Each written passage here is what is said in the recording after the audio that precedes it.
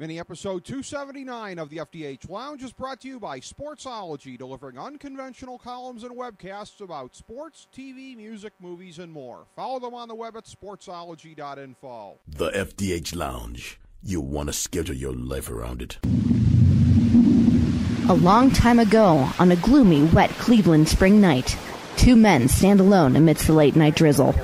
Their voices echo across the vacant station parking lot as they debate the merits of the great American radio show that have been missing for far too long. On that night, an idea was born. That idea became the FDH Lounge.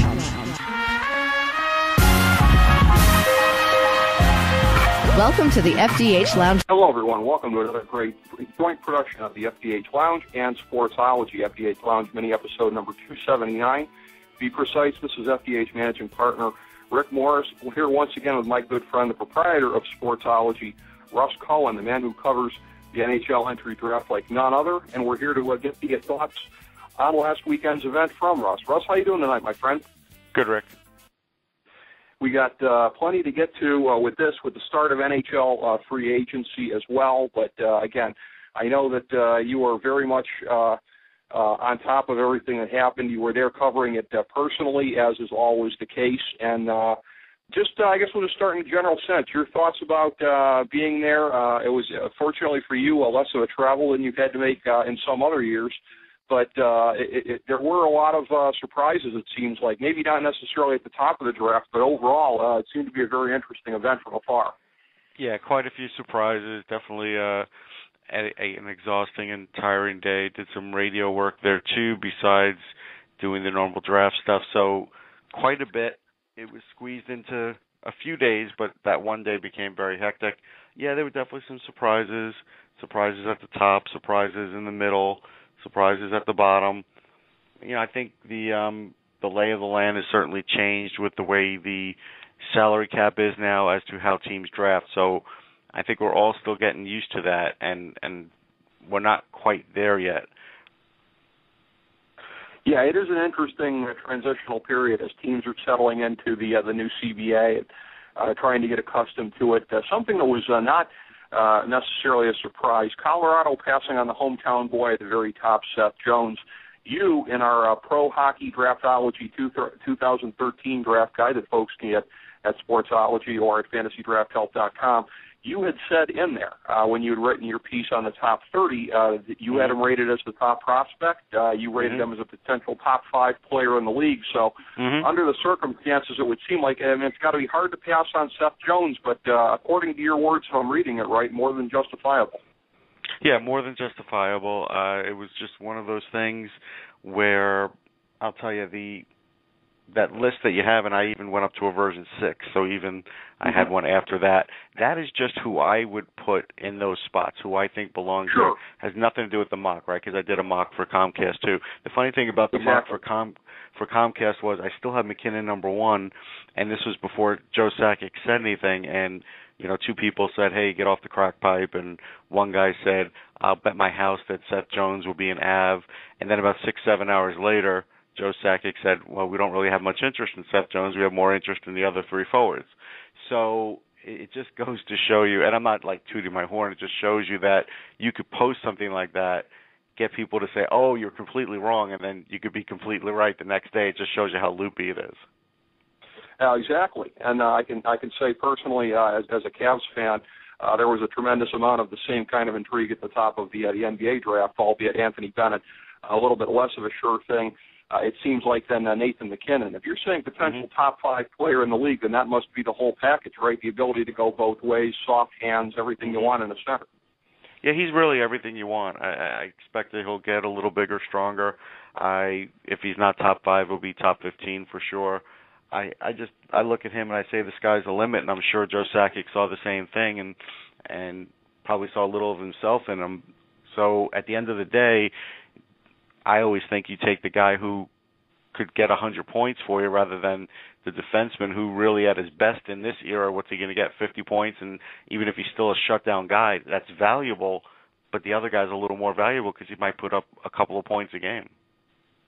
Well, Seth Jones not going 1 not necessarily a huge surprise, although, as you said, I guess it was a surprise to a lot of people. The fact that he goes to 4, this is what I find very, very interesting, because you and I had talked before the draft about the amount of mainstream attention that was coming the way after all this kid being Popeye Jr., somebody who's a real son of the South as far as the NHL's Southern expansion. So what comes into it with teams 2 and 3? I'm thinking particularly Florida, which is a real nothing-happening type franchise. To pass on a kid like this, I understand that it's not going to be just based on the marketing, but clearly for teams 2 and 3, marketing didn't even come close on this as far as a hockey decision goes, because there's no more, there couldn't possibly be a bigger no-brainer marketing-wise than taking Seth Jones. Well, for Florida, they wanted somebody who could play right away. And we didn't know that until draft day. Matter of fact, the day before the draft, I was at a press conference for USA Hockey where they were announcing the coaches for the Olympic team, and the GM was announced, and it's David Poyle of Nashville, and he at some point had to introduce Dale Talon. He goes, and now I'm introducing the guy who's going to take Seth Jones in the draft tomorrow. And Dale Talon was stone-faced to it, and Poyle actually is the guy that drafted him. So if you go to Sportsology, you can see there's a funny recording that I put up there, a video of that, and David Poyle explaining that, maybe he was trying to work a little mind game and he's not sure if it worked.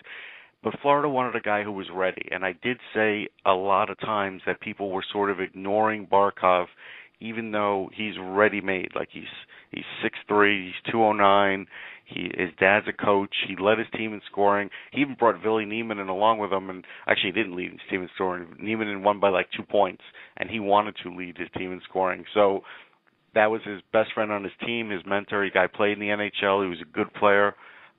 For a guy who's 17, I'd never seen a guy score 20-something goals against men like that in his first year and almost lead his team in scoring. So he's something special. He's a two-way player, and Florida wanted to get somebody in there right away. That's really where that was at for them. Interesting, because it will make sense on that basis, because, again, they certainly need immediate help, and if they think they can get it from him, it would tell you all you needed to know, I suppose, about that. When you're looking at guys from your list, and again, as you said, it was your assessment in terms of looking at them versus where they actually went.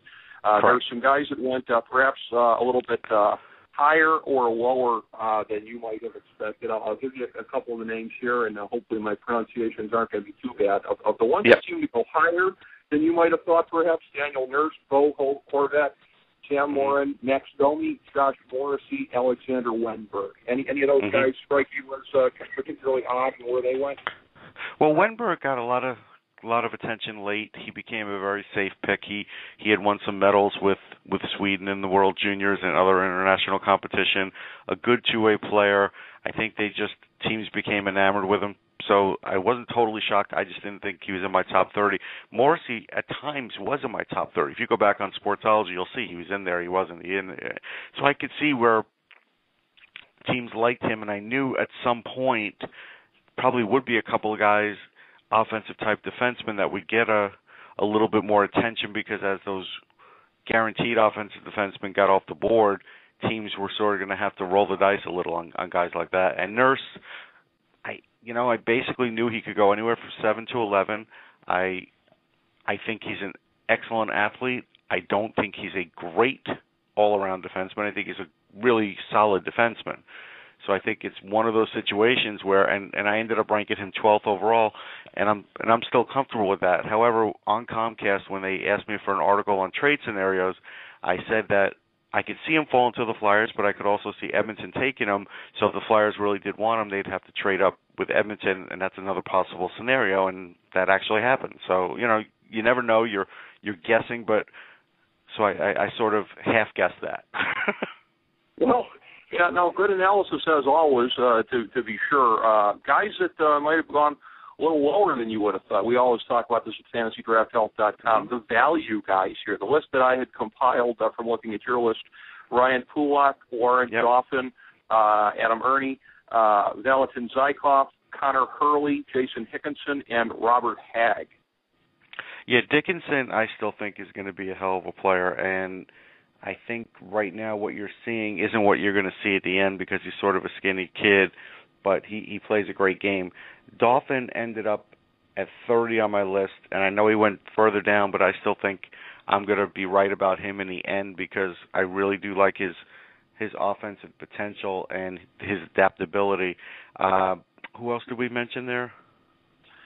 Mentioned Adam Ernie. I'm probably mispronouncing that. It's Ernie. And Valentin Zykov as well. Yeah, Zykov may have been the steal of the draft for the Kings. I don't know. Shane, who I do the show with for XM, doesn't know.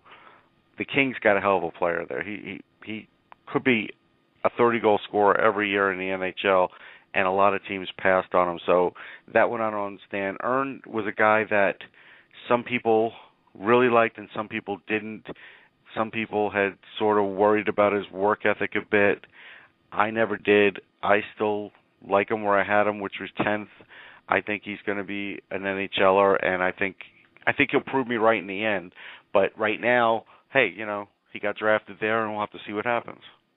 Feel the draft for the Kings. That's just what the rest of the league wants to hear. The rich get richer, I suppose. Well, and that's a natural point of transition. A lot of people say that it's early. I say those people are wimps. You can always say winners and losers at this point along the way, even if it's tentative. So just what strikes you thus far? Winners and losers, teams that you were impressed with as far as the value that they got, maybe even beyond the first round. But how do you see it shaping up? And I'm generally a wimp, too, because it does take 3 to 5 years. I could tell you, though, that teams, that I liked what they did. Certainly the Kings, just with that pick alone, was really solid. I liked what Columbus did. I really, they went and they got Wenberg. I'm looking at their list here. They got Marco Dano. Now, they got him earlier than I expected to, but this is a guy who might even be able to play in the NHL right away because he's been playing against men and he's gotten stronger and he's a good all-around player and he has a nose for the net. They also got Kirby Reichel, who is Warren Reichel's kid. I interviewed him. There's an interview on Sportsology. There was an interview in the Guide with him. And this is a kid who's physically ready to play in the NHL. He's probably a couple of years away otherwise, but again, really tough crease presence. So I like what they did. Certainly, I liked what the Islanders did. I think Ryan Pulock is a guy that a few teams shied away from because his shot is so good and such a pro shot that they were thinking, well, we don't like his skating that much, and we don't like that. They all of a sudden they're finding other things to be wrong with him, and where I don't think they really exist. So I think that's a hell of a pick for them. I think he's going to be a top power play guy and a really good defenseman, not a great defenseman, but a really excellent offensive defenseman. So I thought that was good. I thought Dallas getting Nichushkin was very good because apparently he wants to play in the NHL this year. We'll see if he can do it. That could be a hell of a pick for them. Could end up being one of the better picks in the draft if it works out. The Sam Morin pick is an interesting one for the Flyers because a lot of people had him in second round too. I had him, in my head early in the second round, and I could see why they would want him. He's a good shutdown guy. He skates well. He is very strong. When you hear the Pronger stuff, you have to take that with a grain of salt. Kids get excited. We're not going to call him Chris Pronger, but I felt like there was a little more value there for the Flyers, but it wasn't a bad pick. It was a good pick. Phoenix getting Max Domi was a hell of a pick. Getting him at 12, I really thought Domi had worked his way up really into a hell of a player this year and was very impressive. He wasn't even on my list early on, and then on a mock I had him in top 10, but that was on a mock. In my list I had him at 17. So, and anywhere, we generally say if you get a guy within 5 spots, that's a hit because you never know what teams are going to do or what's going to happen to change a pick. So he certainly was within the range I had him, and he's a good kid, and nothing bothers him, and he was like the third highest scorer in the OHL last year in the playoffs. So that was unexpected. He said it was luck, and of course I don't believe him. Yeah, I wouldn't believe that either. But before we hit some of the other things happening right now with the NHL, let's while it's uppermost in my mind here, hit the plugs. Of course, again, the stuff can all be found at the coverage, the ongoing coverage at Sportsology, Pro Hockey Draftology 2013 at Sportsology, and at FantasyDraftHelp.com. Also links at the FDHLounge.com. As well as that, again, the XM show that's on the weekends. Let the peeps know where they can find that. Yeah, the XM show, best place is go to TSN 1050 and go to iTunes, and you can see all of our back shows there. And also, always check me out at Amazon. You can check out my latest book, which is the Winter Classic, which I'm sure will be a big focus again later this year, but you can certainly get a good summer reading. And I'm working on a baseball book now, which will be out in September, called Baseball's Best Rookies. So we're getting real close on that. Handed it in today, so that's another one. Funny story, true story. When I saw your author profile the other day pop up on Facebook, I clicked onto it. I'm reading the Amazon profile. Like, oh, baseball book coming out. You had sent me something a couple months back, and I was unclear that was what that was for. Wow, Russ has been working on a book this whole time. You are very prolific, my friend. You can get something done without your friends even necessarily realizing it. Yeah, and you helped me with it, and actually you ended up in the acknowledgments as a result because I sort of used you as a test study. Oh, thank you. That's nice to find out. Much less in real time here. That's really cool.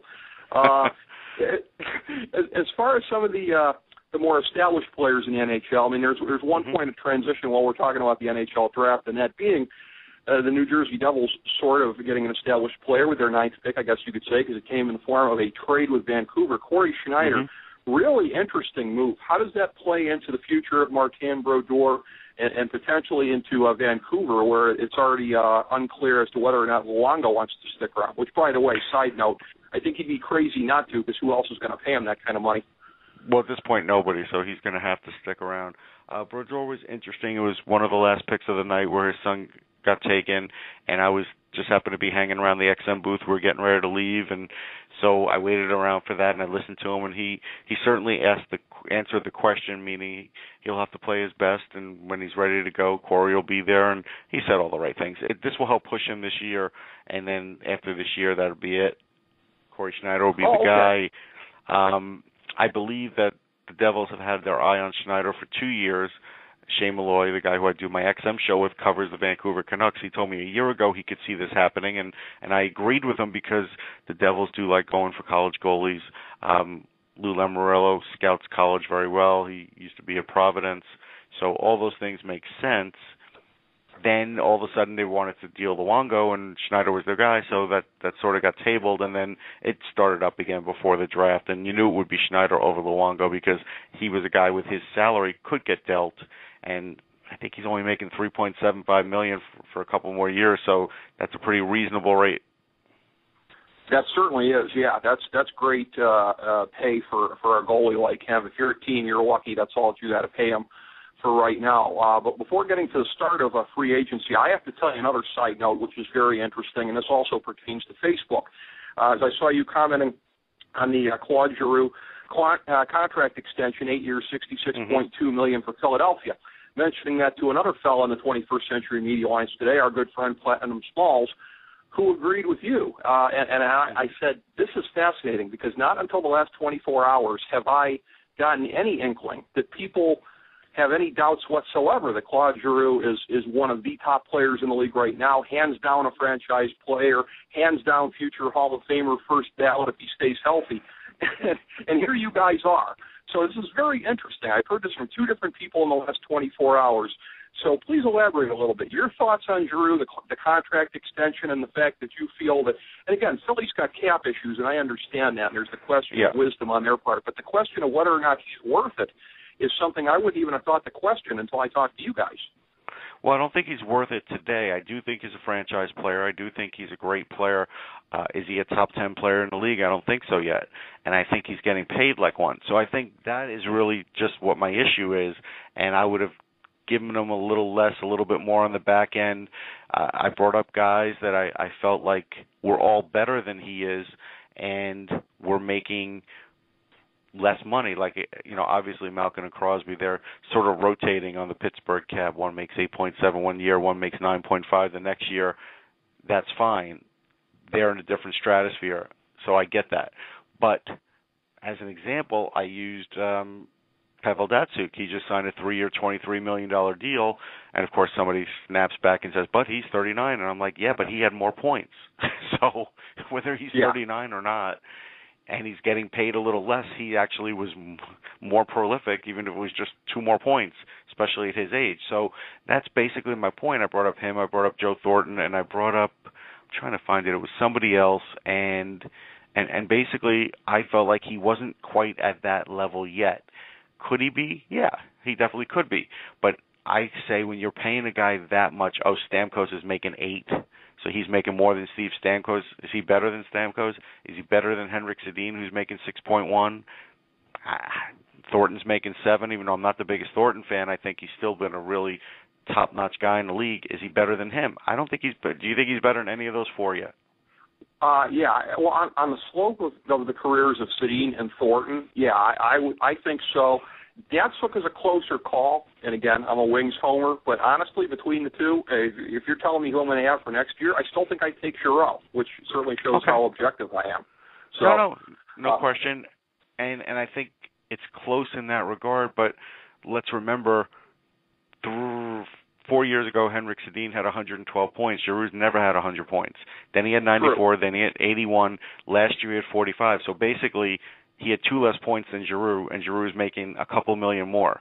I get it. There's a difference in age. I understand that. It's not that great a difference. I mean, Sedin's 32. Certainly he's older by like 7, 8 years. But I just bring up those names because I don't think he's hit that level yet. If he hits that level, I have no problem with it. I do think he's a franchise guy, but like I said, I would have given him a little less. Okay. All right. No, those are very interesting, very salient points. I just wanted to hear you talk about that a little bit more because I'm sure people will find the divide between us a little interesting on that. Some moves today with the beginning of free agency. I, of course, very psyched. My Detroit Red Wings bringing Daniel Alfredsson up there. Same thing also. With getting Weiss to play center there as well. Other big moves on the day, Bobby Ryan via trade to Ottawa, as they don't even blink after the Alfredsson thing. Nathan Horton to Columbus, they colossally paid for him. David Clarkson to Toronto. Valtteri Filppula to Tampa Bay, as Yzerman raids the Red Wings there, and I think grossly overpays Filppula. Ryan Claude to New Jersey, Mike Ribeiro to Phoenix. Your thoughts on some of the winners and losers of day one of free agency? You know, Ribeiro to Phoenix, I understand why Phoenix got him. I know he scores points, and he's a creative. Money for a guy his age. It's really a lot of money for him, and, you know, we hear things that, you know, maybe he's a good teammate, maybe he isn't. I've spoken to the guy. I think he's a good guy, but I do think he has an ego, and I do think he's an okay two-way player, but mainly a one-way player.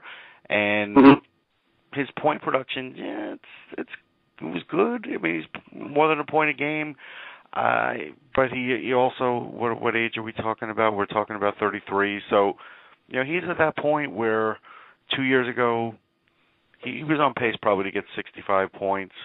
So, I mean, he can still get 65 points. In the playoffs, what did he do? He got 2 points.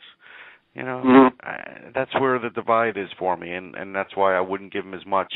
I liked the Red Wings getting Alfredsson. Certainly you can't lose for a year. I felt bad for the people of Ottawa who really thought he was coming back. I have to think Henrik Zetterberg played a big part in this, and maybe getting him to feel like they could win a cup if they had him. I get that. And Jimmy Howard certainly had a really good year, and if you see Corey Crawford win a cup, there's no reason you can't envision Jimmy Howard doing it. So I wouldn't say there's any difference there. So I can see that. Now, I will tell you, I think Ottawa then panicked, and because fans were upset that Alfredsson was gone and they were basically threatening to cancel season ticket packages, they went out and they way overpaid for Bobby Ryan. I mean, they gave up Silfverberg, who really is a solid player and could be a first or second guy in the future. They got Stefan Noesen, who could be probably a really good third-line guy, maybe a second-line guy in the future, but definitely a third, and a first-round pick. That's an awful lot, considering Ryan had 30 points in 46 games last year. Year before, he had 57 points in 82 games. He gets goals. I get it, but even those have been going down. 31, 35, 34, 31 last year, so 11 in 46 games. If I double it, it's 22 in 82 games. So, you know, that's 4 points in 7 playoff games. he's a one-dimensional offensive player. I like the guy. I think, and he does elbow you in the corners, so he has toughness. I think that's just way too much. He's getting paid. He keeps getting paid and keeps getting treated like what he was once thought to be. I mean, he's sort of like Javier Vazquez from 10 years ago. You're paying for what you think you're going to get out of him eventually. You know, yeah, I mean, but just you as an seem to be example, saying what you see is what you get. Yeah, just as an example, I mean, Silverberg had 10 goals in this shortened season. His first pro season, Ryan had 11. Silverberg had 4 points in 10 playoff games, and Ryan had, what would I say, 4 and 7? So, yeah, I mean, there's not that great of a difference already. I understand there's a difference. So today, yes, Bobby Ryan is a lot better than Silverberg. In the future, he'll be marginally better than him, but no way will he exceed that trade, because I watched Nosen in Olympic camp, and I've seen him play in Plymouth, and he's really good. I mean, this guy is going to be an NHLer, and then the first-round pick. I mean, we're conceivably talking about 3 players for this one guy, so you can't tell me they didn't overpay for him. Yeah, a flashy move for Ottawa, but you're pointing out the holes in it, and I certainly understand that. We can't bring this segment all the way full circle without getting into another move. I mean, we're talking about young blue-chip guys. Who exemplifies that in the league more than Tyler Seguin these days? The big blockbuster deal with Dallas, Louis Eriksson, the big part of the package deal going back to Boston. Jim Nill, former guardian of the Euro pipeline for my Detroit Red Wings, now making some aggressive moves in his maiden year on the job in Dallas. What are your thoughts on that? The off-ice things that may have played a part in this. Now Tyler Seguin's mom has taken issue with the Boston media and possibly even the GM for leaking some things about him. Looks like a big mess, but what are your thoughts on and off the ice about the components of this blockbuster? You know, my real honest thought right away was it's a pretty even trade. I mean, Eriksson's a hell of a player. Seguin is still rising, but a hell of a player. I'm trying to think who the other players are in this. I have to look it up. I remember commenting on it, but I really felt like it was pretty fair. I mean, this was a deal that I think Nill had wanted to make, and I think Boston had to make. I think Boston could see the writing on the wall, not being able to sign this kid also in the future. And he didn't play every game in the Stanley Cup. I mean, there were games he didn't play, and I didn't get it. I was wondering why wasn't he playing. So that was a bit of a surprise for me. So I thought, you know what? This helped both teams. I did. It does. Now, do you give any credence to the Toronto fans that are saying, hey, we're breathing a little bit easier about the Phil Kessel deal? The fact that they don't have to look at the Seguin playing in Boston. Okay, so not even on an emotional basis. Because they still turned it into this. I mean, it's not like it just doesn't get erased. I mean, that's the thing. You can't erase it. So I would have to disagree with that. I think, considering that people knew that Boston was unhappy with Seguin, that he would get dealt. So I think ultimately, Boston, here's what happened. So the Bruins got Eriksson. They got Riley Smith, who played all his years in college, played a little bit in Dallas last year. I think he could be a good third liner. Matt Frazier, who knows? Joe Morrow's a real good defensive prospect. He's not going to really give you much offense, but he's very physical, excellent, good skating, mobile defenseman. So that's valuable these days. We know how much it's valuable. Those kinds of defensemen now are at a premium, even if you don't score a lot. So you know what? They did okay for themselves. They really did. And Rich Peverley, really good player. I think he's starting to go downhill a little bit. He still will help a team like Dallas because, look, you put him on the fourth line, he's always going to be valuable. He plays very tough. But, again, I think he's been a little banged up. Same with Nathan Horton. I think Boston was willing to divest of Nathan Horton because, he's already had this shoulder injury this year. He's gotten hurt a couple of years ago with concussions. So, I think these are shrewd moves by the Bruins. I do. Boston's got to pay for Tuukka Rask. I mean, the finances come into it as well with the cap situation. Well, and again, there are times when I get accused by more practical people of maybe being too infatuated with ceiling. But be that as it may, you look at Tyler Seguin's ceiling and what he might possibly do in Dallas. What do you think the odds are that he's going to surpass the baseline that Louis Eriksson's already established? I think he can. I think it could happen in a year or two. But again, I think Eriksson has really, made himself an all-star in the league. I don't think any of us really thought that he would be that, and he is, and he was. And so I think he's been a pretty impressive guy. I mean, we look at his age, he's 27, so it's not like he's too old. He plays a great two-way game, really great. 2 years ago, he had 71 points. 3 years in a row running, he had 71 points with 29, 27, 26 goals. I think Seguin can only go slightly past that. And in the strike sort in the lockout season, he had 29 points in 48 games, 12 goals on a pretty lousy team. So I think again, Eriksson will always be a good player, always be an all-star. Well, he's going to be a big favorite up in Boston too. I mean, his style of play really meshes well with what the fans like up there, won't it? Yeah. Oh yeah. There's no question. And he's a little bigger, and he plays. Seguin plays pretty physical too. I mean, we saw Seguin knock some guys down in the Stanley Cup, so I can't say he doesn't play physical either. So I think it's a trade that, like I said, Boston had to get out from under a little bit. Dallas had an opportunity to pick up a potential franchise player. You do it. Yeah. Well, not surprisingly, Jim Nill is going to the go big or go home philosophy down there in Big D, and we'll have to see what kind of dividends it pays. But I know. Again, you've been on top of all of the coverage of the NHL Entry Draft, the off season at Sportsology. Any other major projects coming up on the site? No other major projects right this minute, but I think I have to mention that there were 63 signings today for $411,900,000. Wow. That's all you can say is wow. Can we already envision the next lockout? Is that on the horizon? I mean, it's 10 years down, 9 years down the line, but so we'll try not to think about it, but that's an awful lot of money being spent. So we'll have to see how these teams do, and again, cap is everything, right? So the cap's gone down, teams are still spending. Well, and I can say, selfishly from my perspective, Ken Holland back in the game after like a good 3-4 years of hibernation, so certainly that contributes to it as well. Whenever you have the Detroit Red Wings out there trying to make things happen, that's going to make it a more competitive financial market all the way around. So have to see how everything plays out. But always great fun to cover the stuff and to follow how it's being covered at Sportsology. Russ, as always, thanks very much, my friend. Great doing this with you.